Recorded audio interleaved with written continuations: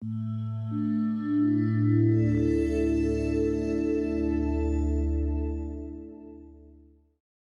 about and write down, what else do you want to learn about? I've got a lot in my arsenal. I've got a lot to tell you, but I want to make this for you. So as we're going to be touching on a lot of basic things, some things you probably already know, some things new, but it might spark something in you that you like. I have a question.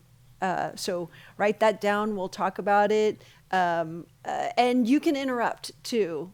No problem, because we can we can go with the flow. We have a small group here. It is being videotaped. Hi, thank you for being here.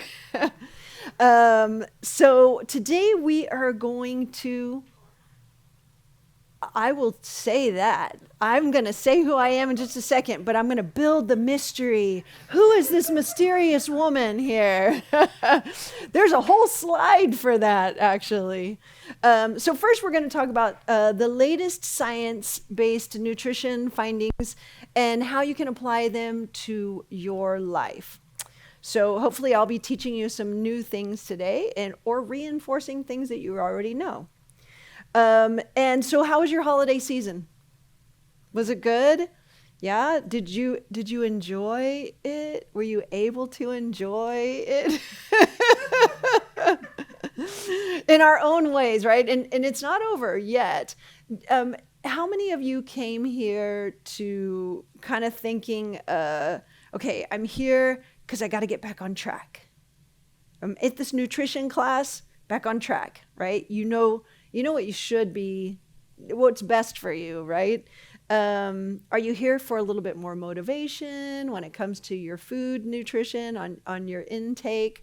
Are you here for some more guidance, possibly? Are you looking for some tricks or quick fixes? I don't have any quick fixes, but I've got lots of tricks, right? I've got lots of tools that I can give to you. And I can tell you one magic word. I have some few clients that are like, just tell me what the magic pill is, what the magic word is. Yes. And I can see on your faces that you know there's no magic. The magic word is consistency. Right? What do you do most of the time? It doesn't mean that you can't have a treat. It doesn't mean you can't celebrate during this holiday, but 80-90% of the time, what are you eating? How are you working out? How are you getting movement in also? So what do your habits look like most of the time? And I can tell you, we'll talk about this more at the end again, is that you probably know those things already, but having that consistency, and allowing yourself, you have the power to choose at every single moment. So even if you indulge a bit on one meal, then you go back and you choose again. You have the power to heal yourself. So we are going to talk about some of the things we're going to talk about today. Are your body makes its own medicine. You are your own internal pharmacy if you're feeding it correctly. We'll talk about cholesterol, saturated fat. We'll touch on some inflammation and discernment. Discernment is a skill of kind of taking a step back and thinking about, is it worth it? Before I put this in my mouth, before I choose to make this food or eat this food, is it worth it to me? And sometimes it is. Sometimes the cookie, yeah, you're going to have the cookie. That's great. But you're going to sit down and you're going to enjoy it. You're going to be mindful about it. And I'm going to also give you some tools that you can use daily, some things that'll help you a bit with that discernment. So here's the introduction of me. I am Brenda Morgan. I am a master certified health coach nutritionist. I am a personal trainer, and I have been teaching group fitness and health for more than 17 years now. Very, very passionate about helping you learn what works best for you, right? There are certain rules or certain things eating fruits and vegetables and having lean meats and things like that are going to benefit you more. But every person is going to have a different balance of that, what works best for them. We have lots of genetics here. And so finding what works for you and your body is what I really want to help people with. And the thing about, and we're going to talk about a lot today, is nutrition is a relatively new science. So there's still so much to learn. And a lot of what we're going to talk about too is what they used to tell us 50 years ago, what they told us 20 years ago, and what we're finding out now. And so having that newest science and always being able to be malleable and have different beliefs. So I'm going to show you a little video.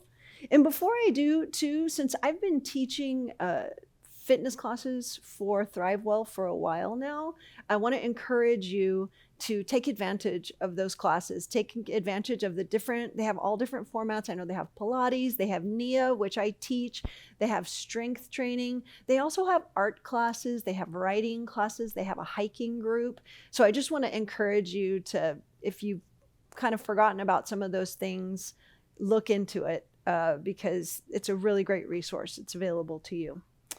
So we are going to now look at a video, why healthy eating can be so difficult, right? The messages and as you watch this video, I want you to think about the beliefs that you have today about nutrition and what your beliefs used to be and how they're always evolving.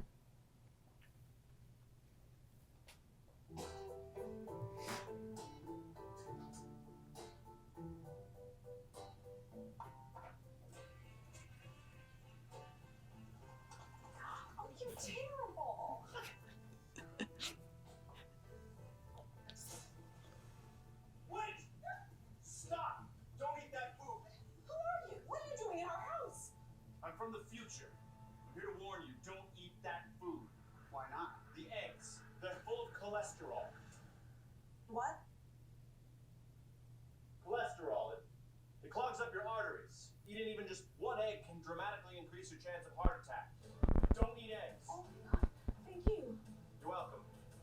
Godspeed.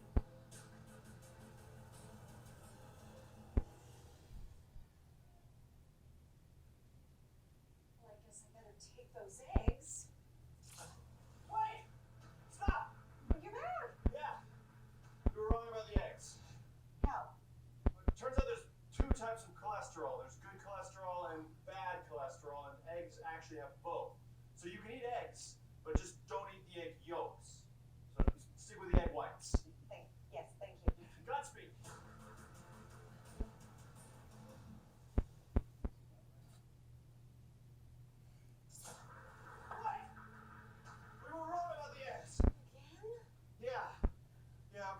Turns out that the amount of cholesterol in a food doesn't actually affect how much cholesterol ends up in your blood. The eggs are probably fine. In fact, we sort of don't even know what cholesterol is. But the steak! You can't eat the steak! Why not? Turns out that red meat increases your chance of heart attack. You have to cut out red meat. So no steak! Thank you. Godspeed.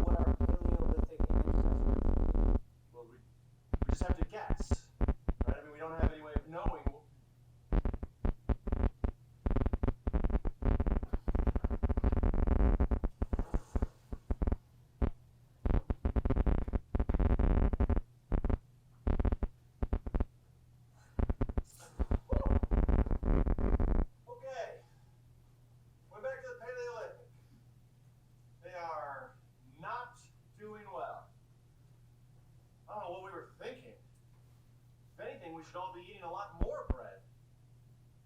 Jeez. So I guess just ignore everything I've said and exercise. Exercise, okay. Yeah. Yeah, you guys could probably use it. You've been just sitting here for the last 35 years. It's been 5 minutes. Right. Time's running. All right, well, Godspeed.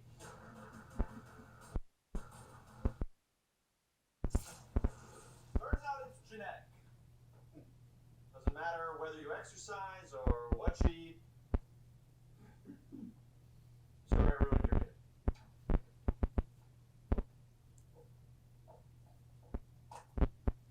Only 10 minutes.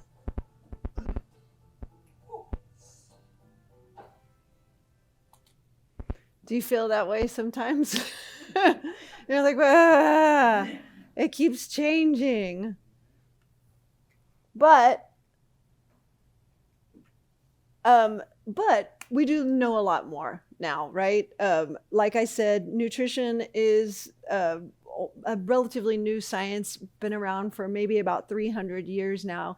In the 1700s, they were just making the association that what you ate could affect your illness, your wellness. And then in the 1800s, then they had just identified the 3 macronutrients, the fat and the carbohydrates and the protein. That only happened a couple hundred years ago. And then not until the 20th century did they start identifying vitamins A and B and D and everything that we talk about today, but they didn't even know that back then. And so we still have a lot more to learn. And that's one of the things that I love about nutrition is that it's evolving. There's still more to learn and finding also what works for you. And so again, I want to ask you to think about what are your beliefs about nutrition after we're watching this video. And I also want to comment on a couple of things in the video. So first thing, when we're talking about the cholesterol part of it, some of you might already know this, but how much cholesterol you eat does not affect that number that you get in the lab when you go get your blood drawn. What is affecting the HDL and the LDL and your total cholesterol is the saturated fat that we'll talk a little bit more about. So being careful with that saturated fat, and also sugar. We're finding that sugar is affecting those cholesterol lab numbers. So that's something you want to pay attention to. And then also the genetic part that he talked about at the very end, I almost want to cut that part out because honestly, all the research that's happening right now is showing us that honestly, it's maybe 20% genetics and 80% how you live your life. You can switch on and off those genes by what you eat and how you live and how you work out and how you sleep and if you smoke and all those lifestyle factors and stress also, right? So you can affect that. And that's great because again, my message is you have the power, right? So how are you going to live your life so that you can make sure that you have a lot of longevity and how you feel every day? How does it affect your mood? So we are going to talk a little bit more science here. Have any of you heard about this Nobel Prize winning discovery? Your body makes its own medicine. Anybody heard of it yet? You're gonna learn about it right now. And what's great about it is the medicine that your body makes is it's custom made just for you. It's made in the right dosage, just for you at the right time, without the harmful side effects that often come from the pharmaceuticals that we've been using a lot, right? Did you study for the quiz? Like, I didn't know there was going to be a quiz. Okay, I'll guide you through this. Okay, no grades here. Even the teachers can just relax. You don't have to administer the quiz or anything. So where is this pharmacy in your body? Learning a little bit more about the endocrine system. Do you think that this pharmacy is in your thyroid, in your endothelium, in your pancreas? are in your adrenal glands. Does anyone want to guess? Probably the smallest one. Possibly the pancreas, possibly. All these are really important parts of your endocrine system, keeping you healthy. But if you guessed the endothelium, then you're correct. I'm going to explain to you what the endothelium is. Don't be, because you're like, what is that? Well, that's why we're here today, so we can learn a little bit more. So this is a blood vessel, right? So imagine these are big blood vessels or small blood vessels. This is kind of a little diagram of the blood vessel. And this inner part right here, the part where the blood is going to be closest to, that the blood is running through, this inner part, one layer thick, that is your endothelium. And it's on the inside of all of your arteries, all your capillaries, all of your veins. If you stretched that out over a tennis court, all of the endothelium in your body would cover more than a tennis court.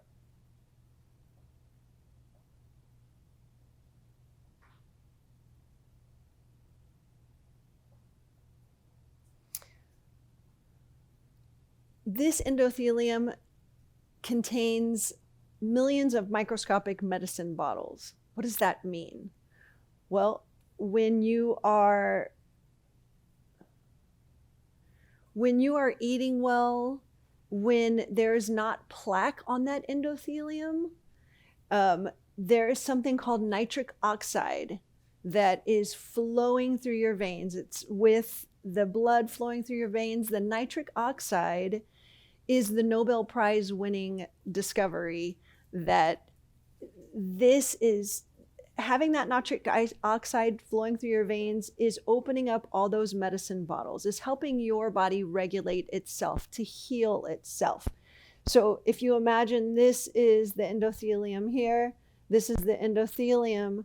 When it's nice and clean and you're eating vegetables and fruits and you've got good lean proteins, then that can stay open. Now, this is the body of someone whose pharmacy is closed, right? So if you look at that endothelium again, the medicine bottles are closed. They're covered in plaque. So, and this person is eating a lot of fast food, maybe having a lot of sugar, highly processed foods.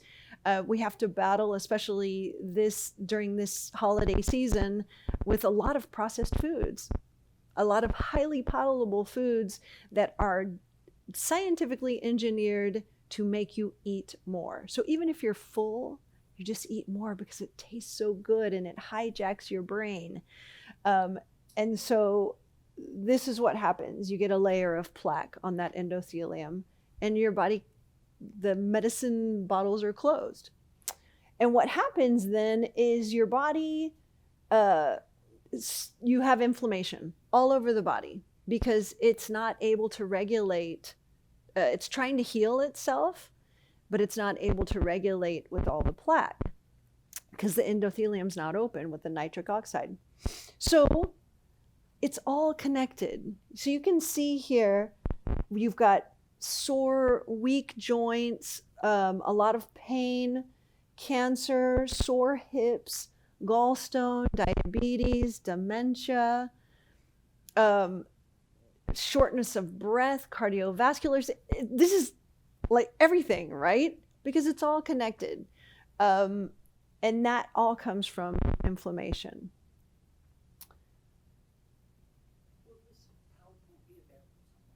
I can make the PowerPoint available. Yes. Thank you for, I can give you this slide deck for sure.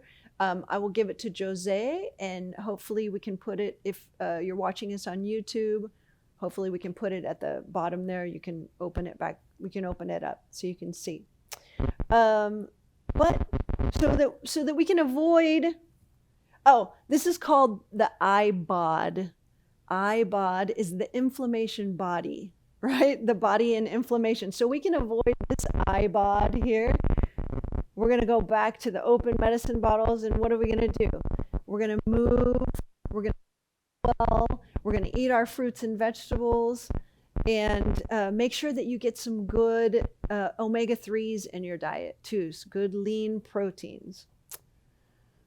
So when you've got that nitric oxide going through your veins, what's happening is you're going to lower your blood pressure. So if this is a vessel, if this is a blood vessel, right, and you've got all that plaque build up, the blood vessel is going to be smaller. So there's going to be more pressure on the blood vessels. That's going to raise your blood pressure. When you have the nitric oxide flowing through the epithelium, you're also going to be able to lower your cholesterol levels. You're going to raise the lows, so it's going to lift your mood. You don't need those antidepressants as much. You're going to feel, do you ever feel that when you go for a run or when you exercise or when you go to any of the fitness classes that you're like, I feel better, right? If you take a minute and notice the difference, you feel better. It also helps for pain relief and all that anti-inflammatory medication that you're taking. Eating well, exercising, sleeping well is going to help with that. And also to regulate blood clotting and your blood flow. So helping to prevent cardiovascular disease and strokes and dementia and all the other things that come from the clogged arteries. So what do you think is the answer that's on the screen? I gave it away. What do you think is the answer? What can we do to nourish your body and your brain? Actually, this is a really good time for you to just take a minute and think about, what are your beliefs on this already? Like if you were to walk out of here right now and say, okay, this is what I'm going to do because I want to be performing optimally. I want my brain to stay sharp. I want my body to stay sharp. I want to feel good on a daily basis. What would you do? What's the first thing you would do? Start moving. Yeah. Exercise is a good one. And then what are you going to have for your next meal, do you think?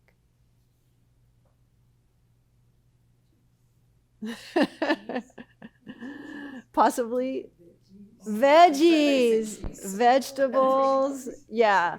And that's the thing too, is I'm going to repeat a lot of things because we need repetition, right? All of us here know what is going to give us better longevity, right? We already know what it is. How do we implement that? And also, that's why you come to nutrition classes like this. This is why you watch these videos, because you need just a little bit more motivation, a little bit more repetition. Everyone who's a teacher here knows repetition, repetition. And that's why we come and we get together and we support each other in our community so that we can reinforce these things that we know are the right things to do, right? So more fruits, more vegetables to optimize your brain and your body performance. And so you feel better too. So the answer is real food. Just eat real food, not highly processed, highly palatable foods that you get in a box. We want your diet, 80% of it, to be real food, not food chemistry, not food science. Something maybe that was grown on a farm, maybe something that swam in the ocean. Health foods are not about self-denial, but rather the promise of enjoying good health, right? Why do we feed ourselves? And sometimes it's for pleasure. That's okay. You have to make that decision with discernment. I just wanted to take a minute here to talk about the Academy of Nutrition and Dietetics, about their recommendations, because I know that there are a lot of diets that are trying to exclude certain macronutrients. So your three basic macronutrients are protein, fat, and carbohydrates. And if you look at this protein, look how big this number is, between 10% and 35%. That's a pretty big range. And the thing that I like to say about that is that it really depends. It depends on your body, it depends on your beliefs, and you find what works for you.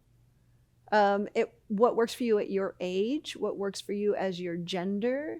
So you might not be eating the same thing as a 15-year-old boy, because he's going to need more protein, possibly because he's growing.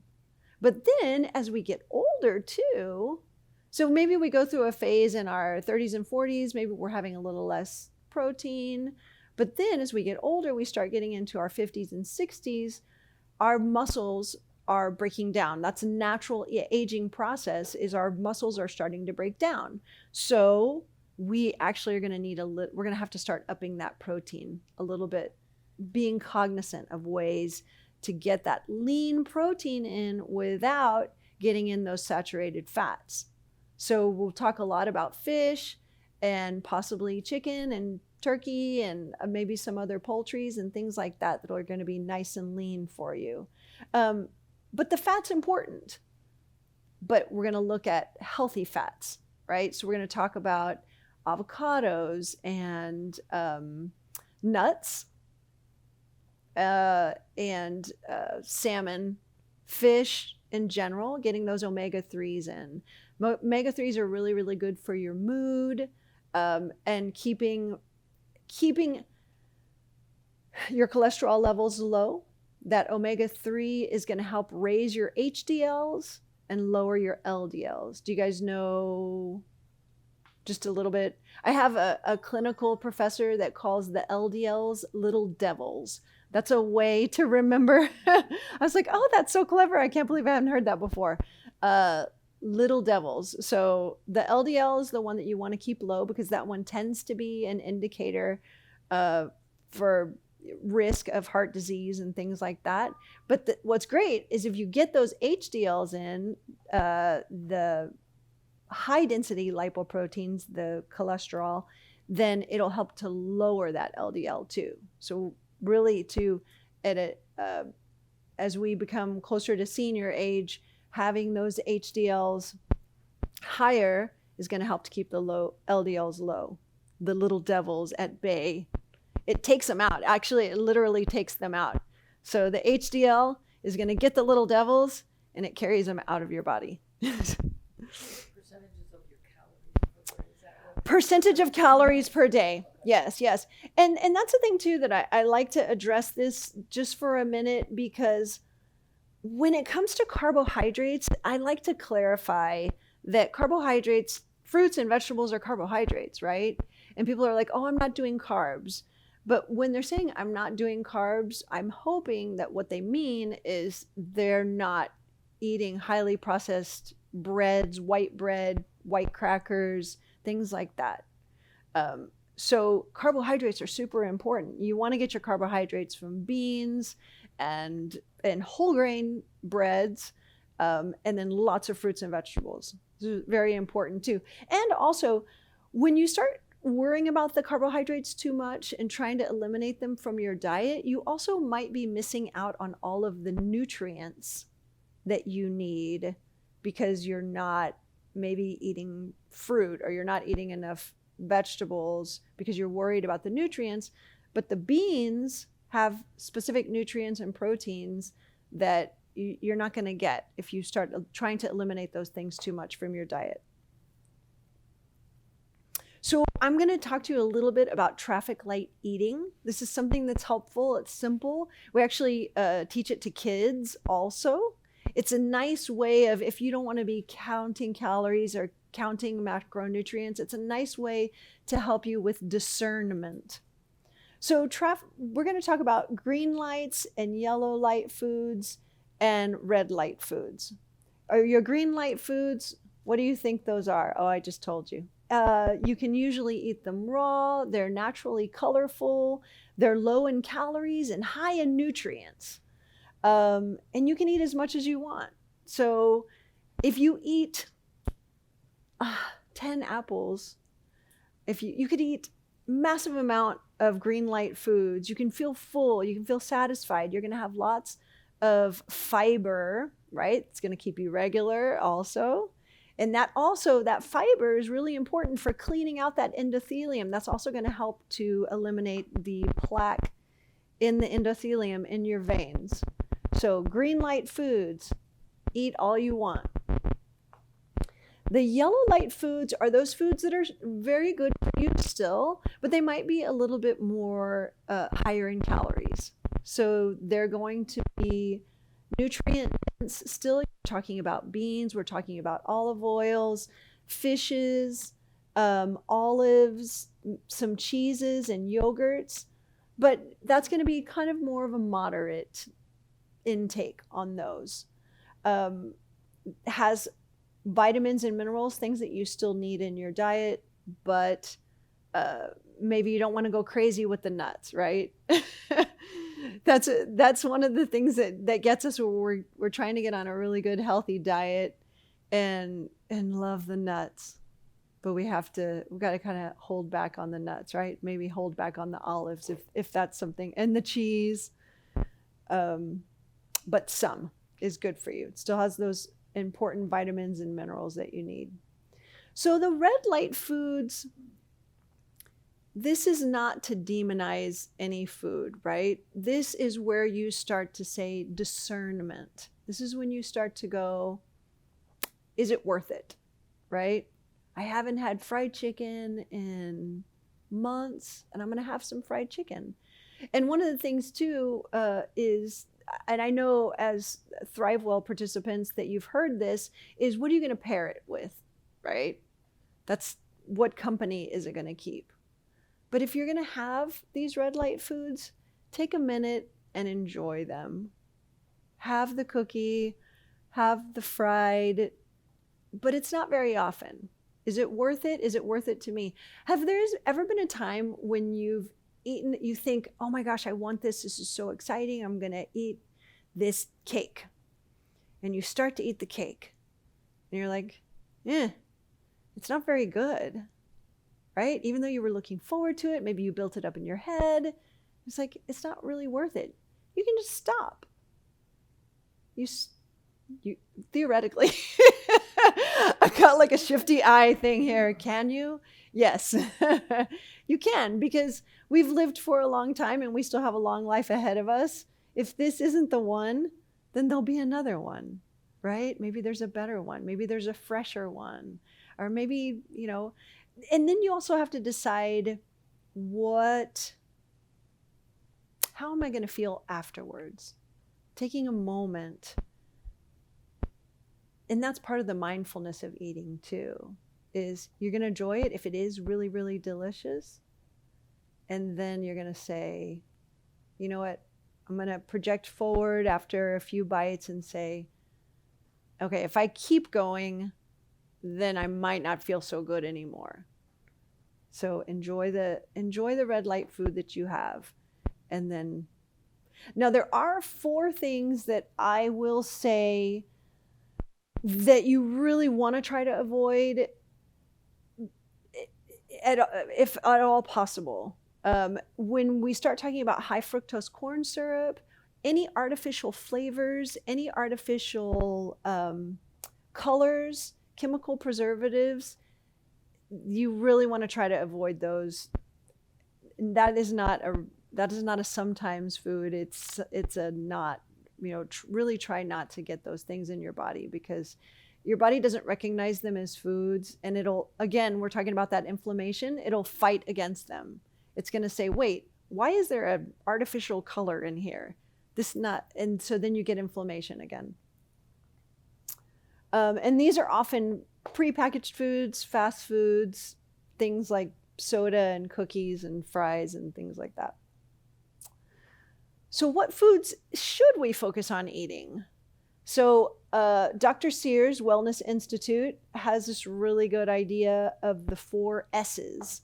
And he starts with salads, right? Got to be careful with your salads. Not too much dressing. You want to focus on the fruits and vegetables in the salads, and then putting some nice lean protein on that. And then smoothies. Does anyone else like smoothies? Yes, smoothies. Great. So when I first started having, trying to venture into the smoothies thing, because I like to eat my food. I like to chew, right? I'm like, I don't want to drink a smoothie because then I'm going to feel like I didn't eat. So what I do is I make my smoothie because I put like all the whatever, the protein, the flax seeds, the good nutrients in there, but then I put it in a bowl. And then I put some fruit and nuts on top of it, and then I'm eating, right? So the drinking for me, if for any of you who might be like, well, I don't want to drink my food. I want to sit down, I want to eat, because it's about the experience, right? So you still get that mouthfeel, but you can still get a lot of nutrients in that smoothie. And then spices. Spices are powerhouses of nutrients, healing. Pepper. I know a lot of people take turmeric, right, for that anti-inflammatory factor, and then you put the black pepper in there to make sure that it gets in your cells well. Oregano, all the green. And if you have like a little herb garden, if you can have like a few pots of those herbs or spices that you eat on a regular basis, being able to clip that basil and take it off the plant fresh is going to give you even more nutrients than you would otherwise get.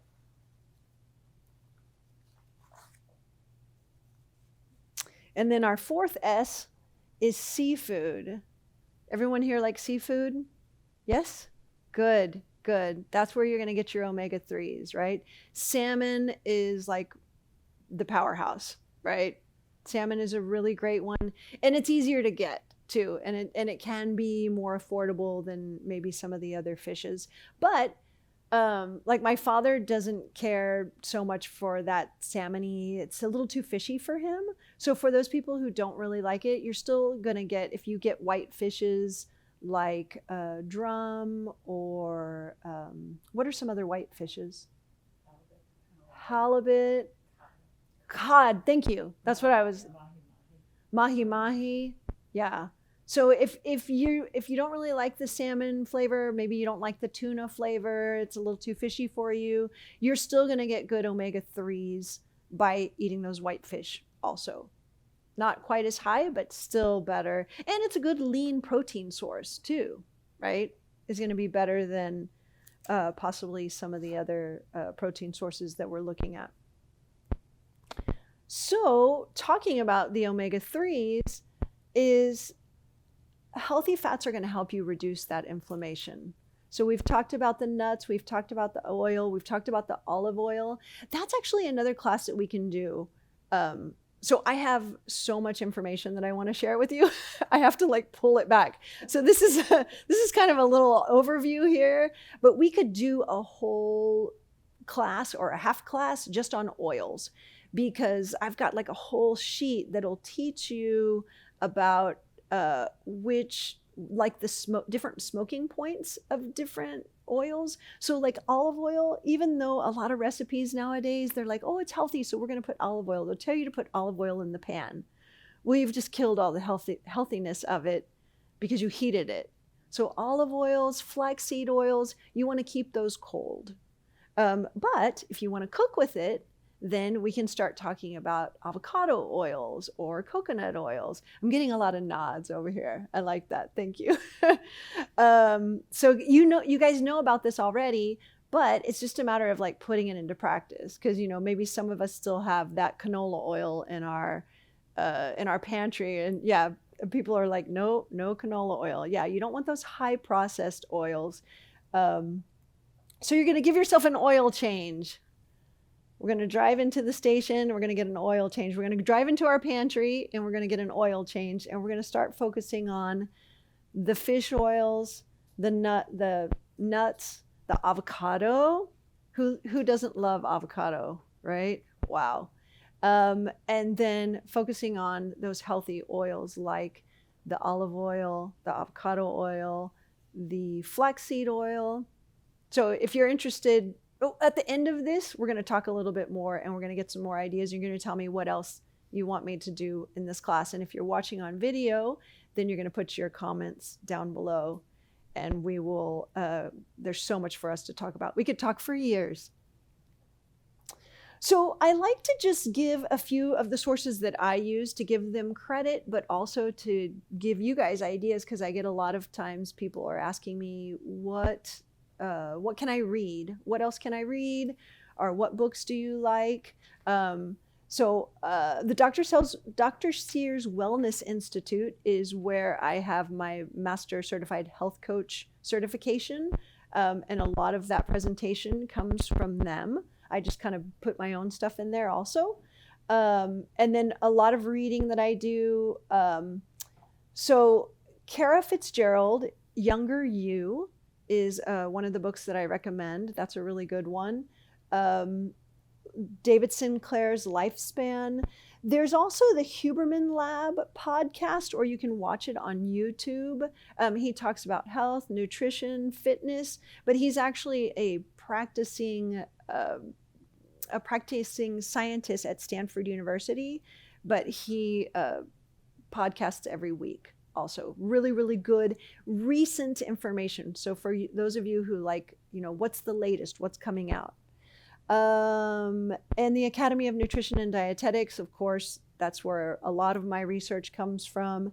And then, I'm sorry it got cut off here, but Eliza Kingsford has a book called Brain Powered Weight Loss. And the reason I put that up there is because, like I said, is we know what to do, right? We know that we should eat an apple better than an apple fritter. Yeah, but how do we get around the psychology? Food is so intimate, right? We can talk about it like it's a science and it's nutrition, but it's really intimate. It's something that we do at least 3 times a day, probably, and it has all kinds of emotional connections. It helps us feel better. It makes us think of our childhood, and so really getting the opportunity to step back and evaluate why we make the decisions that we make, that is part of nutrition. That's what I help my clients with more than anything, is why are we making these decisions? And that's something, if you're interested, we can talk more about that too. So what I want to focus on this slide is spiraling up. So some people that I talk to get discouraged because they have a hard time making the best choices for themselves, for their body, mind, and spirit.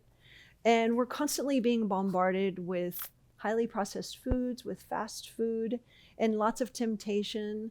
But what can we use to live our best life and excuses for those temptations? And using our community for support, and not beating yourself up.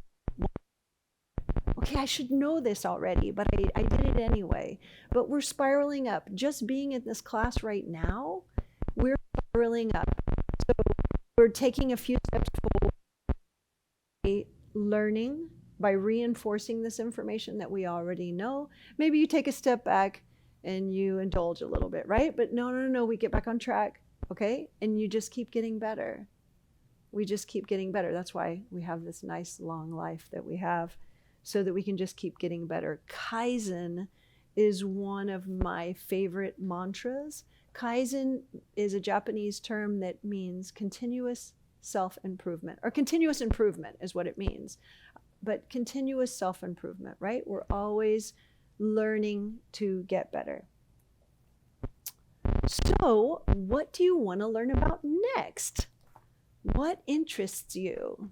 What do you want me to talk about? Because hopefully I'm going to be seeing you way more often, and let's research it together. Let's talk about it more. Let's sit down and have a round table and talk about our nutrition challenges. So it doesn't always have to be just a presentation. It can just be like, yeah, here's what I experienced. Maybe some presentation, some interacting, so we can support each other.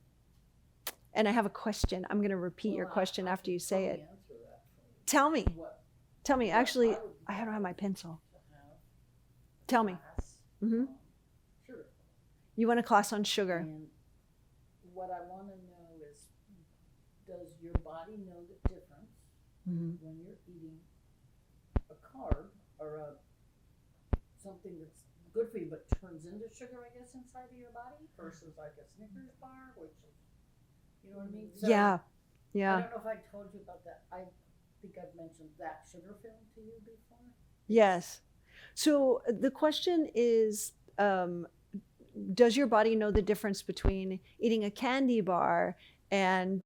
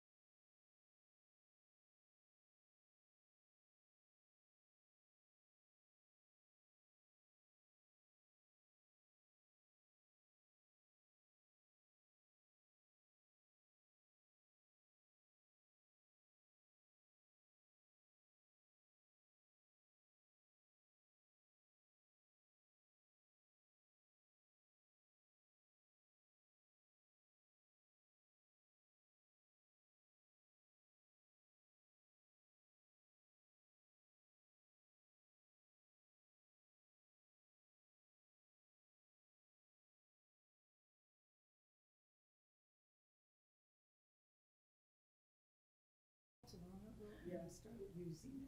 yeah, so Oil.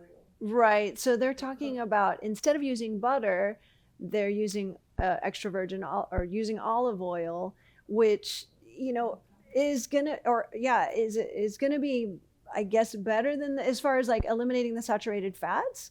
It's gonna help you with that. But what's happening is once you heat that olive oil, you're losing nutrients in the olive oil. So it's not like bad. It's not like it's going bad per se. You've eliminated the saturated fat part of it, but the avocado oil can handle the heat.